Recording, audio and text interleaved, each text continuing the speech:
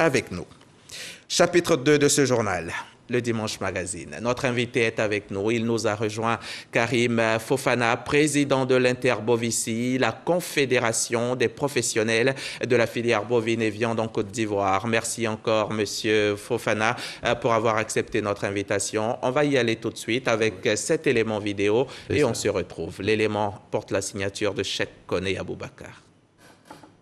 L'élevage reste encore une activité économique en développement avec une contribution de moins de 3% à la richesse nationale. Et pourtant, l'activité est génératrice d'emplois. À ce jour, elle fait vivre plus de 300 000 exploitants. Malheureusement, la filière reste en proie à de nombreuses difficultés, tant au plan de la compétitivité qu'à sa structuration. Le premier problème évoqué est le manque de subventions pour réaliser l'insémination artificielle. L'insémination artificielle, c'est l'amélioration génétique des races. Par exemple, vous avez une race européenne qu'on appelle la Holstein qui fait 40 litres de lait par jour, pendant que notre race locale ici, c'est une Dama, ne dépasse pas 5 litres de lait par jour. Mais si tu accouples un Dama avec une Holstein, l'enfant qui va sortir, nous l'appelons F1, cet enfant peut vous donner facilement les 10 litres de lait par jour. C'est ça l'amélioration génétique.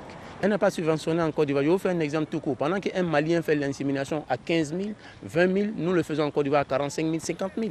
L'autre frein au développement de la filière, selon ces acteurs, reste le phénomène du vol des bétails. Nous payons les mâles de race améliorée. Le mâle, il a un an et te coûte au minimum 1 million de francs CFA. Vous l'achetez à 1 million, vous le gardez encore un an pour qu'il arrive à se reproduire. Moi que vous êtes en train de tracer sa lignée, quelqu'un vient rentrer dans votre parc, ils attachent tout le personnel et on vole tout votre bétail et le gars il se sauve dans la nature. C'est un véritable fléau aujourd'hui. Et ce qui est dangereux aujourd'hui, c'est que les individus opèrent en plein Abidjan, dont Anyama aujourd'hui est l'épicentre du vol de bétail en Côte d'Ivoire. Pour les acteurs locaux de la filière, rêver d'une interprofession forte requiert une implication de l'État. Si vous voulez un jour que nous allons à l'interprofession et que l'éleveur ivoirien aujourd'hui vit de son art, il faudrait un peu d'assistance de la part de l'État de Côte d'Ivoire. La production locale bovine évaluée à environ 11 000 tonnes par an ne couvre pas la consommation nationale estimée à plus de 60 000 tonnes par an. Alors, M. Fofana, comment va la filière bovine en Côte d'Ivoire ? Tout d'abord, avant de vous répondre, nous tenons à vous remercier de nous avoir invités pour venir parler de cette affaire de cornes et de sabots en Côte d'Ivoire. Comment va la filière? La filière, nous dirons que là où les aînés comme les Isiaka Savadou ont laissé la filière, c'est comme ça qu'elle se porte. La filière en Côte d'Ivoire, il reste à tout faire. Même pas à tout refaire, mais à tout faire. À tout faire. Qu'est-ce que vous voulez dire concrètement? Ce que je veux dire, c'est que les autorités doivent encore appuyer les acteurs dans leurs activités afin donc de réaliser des fermes formelles, des fermes modernes et former ceux qui sont dans l'activité bovine. Vous voyez, donc pour un milieu si grand comme la filière bovine, tout va mal, puisque les gens sont mal formés, mal informés. Et donc, alors, à quoi sert dans ce cas l'Interbovicie, votre confédération? Voilà, la confédération Interbovicie, la question est bienvenue. Nous existons depuis le 4 novembre 2019. Nous nous sommes mis en œuvre en même temps. Donc, nous avons pris le terrain en partie pour d'abord réguler la transhumance au niveau des zones frontalières, au Djenné surtout, pour avoir plus d'expérience dans ce cadre-là. Maintenant, en ce qui concerne l'élevage bovin en tant que tel, l'élevage est quasi inexistant en Côte d'Ivoire. Mais la Côte d'Ivoire, quand je dis quasi inexistant, je dirais que les Ivoiriens ne s'y intéressent pas. Mais je voudrais dire... Et c'est la faute à qui si les Ivoiriens s'y intéressent pas? Vous savez, l'histoire ne ment pas. La Côte d'Ivoire est un pays côtier. Les pays côtiers, nous sommes plus habitués à l'agriculture et à la cueillette. Donc, dans notre éducation déjà, l'élevage bovin n'existe pas en tant que tel. C'est ce qui explique donc tous les problèmes que vous avez. Voilà. C'est quoi votre mission, vous, à l'Interbovicie? Notre mission, c'est... notre rôle, voilà, c'est de former, n'est-ce pas? Former, moderniser et puis organiser le secteur. Et pour cela, vous avez besoin de l'appui de l'État. Il faut dire que l'élevage aussi peut contribuer fortement à la réduction du chômage. Oui, M. Diaby, je vais peser mes mots. Dans le secteur primaire de l'élevage bovin, nous pouvons facilement créer plus de 2 millions d'emplois. 2 millions d'emplois. Plus de 2 millions d'emplois. Allez, dites-nous, que gagne concrètement la Côte d'Ivoire si elle appuie fortement ce secteur? La Côte d'Ivoire, dans l'élevage, le pastoralisme ici en Côte d'Ivoire. La Côte d'Ivoire gagnera gros dans le pastoralisme. Si nous faisons allusion à des pays comme le Botswana, comme le Kenya, l'Afrique du Sud, vous allez comprendre que les fermes modernes, les ranchs modernes, rapportent des milliards à ces États-là. Vous voyez. Or, ici, il y a un problème qui se pose à cause du changement climatique et surtout chez nos frères de l'Interland, donc la zone sahélienne. Vous voyez qu'à partir de décembre jusqu'en juin, il y a un déferlement de millions de bétail sur la Côte d'Ivoire. La transhumance transfrontalière. La transhumance transfrontalière. Quel est l'impact de la transhumance sur notre pays? L'impact de la transhumance transfrontalière, surtout si elle est menée de façon efficiente, sera d'abord un impact pécunier qui va donc rapporter à l'État des milliards par an et les populations des frontières pourront donc quitter dans la précarité.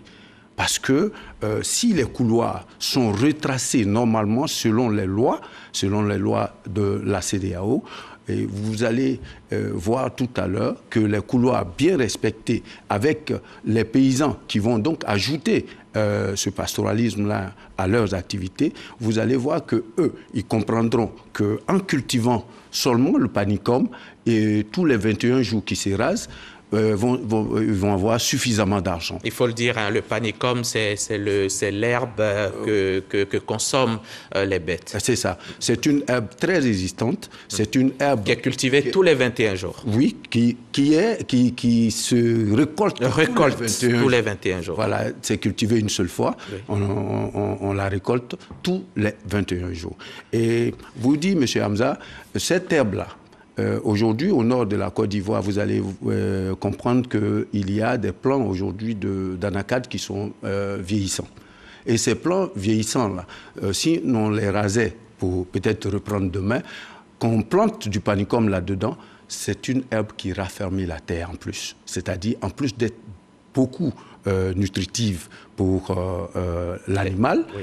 Elle va permettre à la terre de se revigorer. D'accord, il y a le panicum, il y a le gâton panique, il faut aussi dire que le maïs, le mil, le sorgho, le manioc, tout cela constitue du fourrage pour les bêtes. Ce que vous êtes en train de nous dire, c'est qu'à double titre, l'État doit pouvoir s'investir dans le pastoralisme, oui. Parce que aider l'élevage, ça va contribuer à réduire le chômage, mais aussi la transhumance, les bêtes qui viennent de pays de l'Interland nous font aussi entrer de l'argent si l'État s'implique. Oui, si l'État s'implique. Et puis, il faut aussi parler de la sécurité frontalière. Tout à l'heure, peut-être que nous allons parler de notre partenariat avec la Commission nationale des frontières. Si. Mais aujourd'hui, nous sommes en train d'élaborer, et nous avons fini d'élaborer, nous appliquons aujourd'hui un projet pilote au niveau de Madinani-Séguélon, où nous avons à Tchébala, par exemple, 20 hectares avec un ancien de la police, le commissaire Sangaré, qui a, je ne vais pas citer son cheptel, mais nous, aujourd'hui, on encadre plus de 2 dizaines de milliers de bêtes au niveau de Madinani. Vous demandez l'apport de l'État et pourtant l'État a évoqué récemment un montant de 1 000 milliards pour appuyer votre secteur. Nous en sommes très heureux. Nous saluons la clairvoyance du chef de l'État. Donc les problèmes sont en train de finir. Les problèmes, je ne dirais pas... Nous serons très heureux que les problèmes finissent. Vous avez perçu déjà le montant, ça vous est déjà reversé? Je suis en train de venir, n'est-ce pas? Allez-y. Donc c'est d'abord saluer la vision du chef de l'État. Ce monsieur qui fait de la Côte d'Ivoire aujourd'hui un autre Dubaï. Nous disons que lorsqu'il dit, il le fait. Les 1000 milliards, à les entendre déjà, c'est dire que la volonté politique est en train de suivre. Et puis suivre selon peut-être nous, à cause de l'opiniâtreté du jeune ministre de la production animale et halieutique, le ministre Touré, qui est en train de faire de la rénovation. Donc nous disons que c'est un battant, puisqu'il est jeune, qu'il aide les jeunes à ne plus quitter le pays pour des rêves, des villes rêves. On peut parler aussi, saluer aussi votre partenariat avec la Commission nationale des frontières de Côte d'Ivoire, dont le président est le Premier ministre d'ailleurs. Oui, le président de la Commission nationale des frontières de Côte d'Ivoire, c'est le Premier ministre, et le vice-président est le secrétaire exécutif, ce technocrate qui... M. Konaté Diakalia. M. Konaté Diakalia, qui est... Ce partenariat, en quoi il va aider votre secteur à avancer? Ce partenariat est très important pour nous parce qu'aujourd'hui, je vous disais, je me corrige, que l'élevage était quasi inexistant en Côte d'Ivoire, mais ce n'est pas ce que je voulais dire réellement. Ce que je voulais dire, ça veut dire que la nation est donc une épaule pour les frères de l'Interland qui sont plus avancés dans l'élevage que nous. Donc, avec la Commission nationale des frontières, il y a des problématiques qui seront résolues. Donc, la sécurité des bouviers et des biens, la sécurité des populations frontalières, et puis aussi, avec ce technocrate-là, nous apprenons beaucoup de choses. D'accord. Voilà. On me fait dire que le temps qui nous a imparti est arrivé à son terme et pourtant on note beaucoup de conflits entre vous, agriculteurs et éleveurs. On ne pourra pas en parler malheureusement, mais en une phrase, parlez-nous du lait, le lait de vache, ici en Côte d'Ivoire, l'état des lieux. Nous sommes en train de venir. La Côte d'Ivoire est un pays qui a du répondant.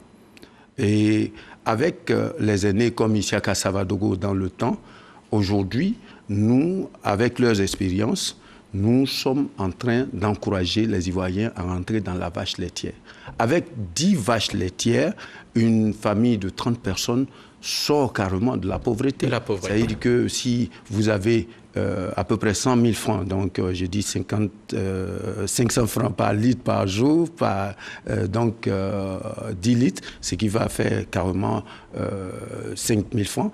Donc vous multipliez ça par 10. Merci. Vous voyez, ça fait beaucoup de calculs, les mathématiciens nous suivent. Merci beaucoup, Monsieur Fofana. Karim Fofana, président de l'Interbovicie, la Confédération des professionnels de la filière bovine et viande en Côte d'Ivoire. Je rappelle que vous êtes venu nous instruire sur le rôle que joue l'Interbovicie dans la production animale en Côte d'Ivoire. Comment amener le pays à l'autosuffisance en protéines animales. Et vous l'avez dit, la recette, c'est l'organisation, la formation et la professionnalisation des différents acteurs du secteur. Merci encore d'être venu et bon retour chez vous. Merci à vous aussi, chers téléspectateurs. Merci de votre fidélité. Merci de votre confiance. C'est toujours un plaisir pour moi de vous servir. À samedi et dimanche prochain.